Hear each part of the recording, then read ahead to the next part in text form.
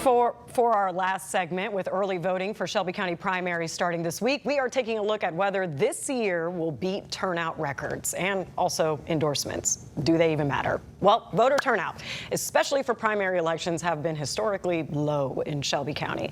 In 2018, the Shelby County primary saw a 13.8% turnout.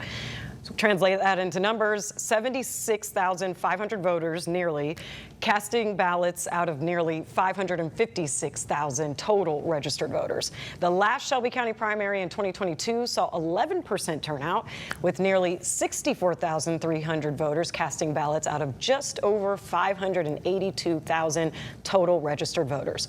For the 2026 Shelby County primary, the Election Commission reported the first day for early voting, which was April 15th, saw 3,640 voters. We're going to continue to monitor that number.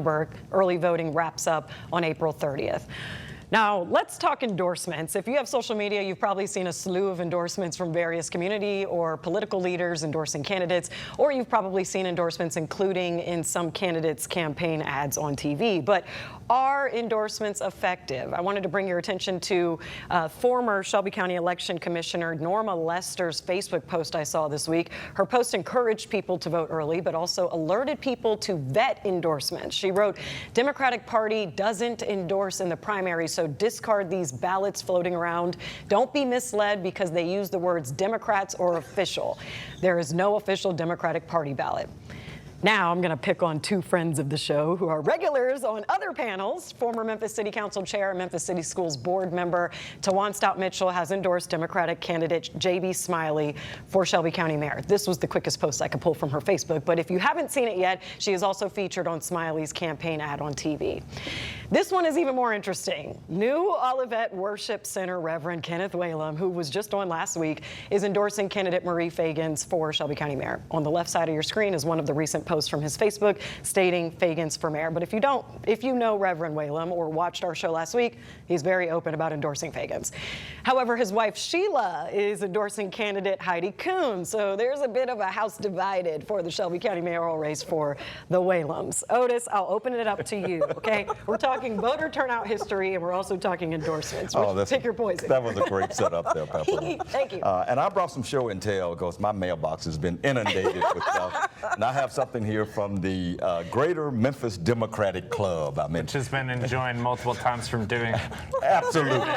It goes straight. You can hold it up if you want. Well, it goes straight to Norma Lester's point here. Okay. That the official Democratic Party does not endorse. But you have all these people out there making money off of endorsements without vetting anything. Candidates paying for it. And the candidates are paying pretty hefty. They are paying hefty. I'll say this, and I'll be brief. There was a time when the newspaper that I worked for many years endorsed candidates in local, state, and even federal elections. We saw it as our role to do that.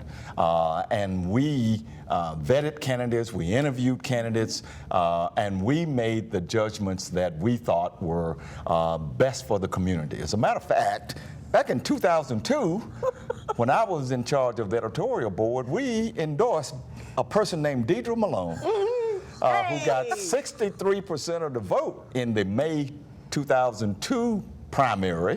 It was an open seat. Bridget Chisholm was leaving that seat. That's right. She got 63% of the vote. We endorsed her. You never thanked me for that. Thank you, Otis. And then in the November, in the August general election, she was running against two independents. She got 88% of the vote. Okay. We endorsed her for that too. I'm not taking credit for that, but I am saying that if you're going to endorse, do some homework. Yes. And none of these folks are doing homework, they're just getting money. That's all I'm saying. So the answer is no. I don't think endorsements are all that great these days. We have about a minute each. I'm sorry. I don't think that's fair. I think some of those people, although they do take money to be on those ballots, they do vet them. Some of them do vet. Some of them. And I do think endorsements are important. Okay. Does it matter who, though? Like, what I carries the most I weight? think it really does matter who. Like, for example, with Tawan and Patrice Robinson with JB, those are big endorsements because they've both covered Whitehaven. as elected officials. So endorsements matter. Yeah. Okay, Sam, voter turnout here. Are we going to break records from what you've already seen? Oh. No, I don't No. think we're going to break Short records. But to DJ's point, and we saw Abundant Grace as one of the leading, you can go anywhere during early voting. You don't have to go to your polling place, but it was the top yesterday in Whitehaven on Shelby Drive there. Yeah. And 290 Democratic ballots polled. If somebody, to DJ's point, has a network Yeah. and has people that are going to go work for you, if they endorse you, that's a big deal. Candidate Smiley has also gotten the Memphis Police Association endorsement. Yes. That matters. And whether those folks are still in, the county and gonna vote is another thing, but it matters. It matters. Okay, you mentioned the Democrat ballots polled, but what about Republicans? There were 5. That's how many in Whitehaven. They're not 5 people. participating in this primary, I guarantee you. It'll make for an Do you interesting... think they're crossing over? They may be crossing. Oh, okay. It is an open primary. Yeah. It is an open primary. It is. All right, more to come from that. Thank you all so much. That was a lively, lively episode. Thank you so much for watching. We hope you'll join us next week for ABC24 This Week.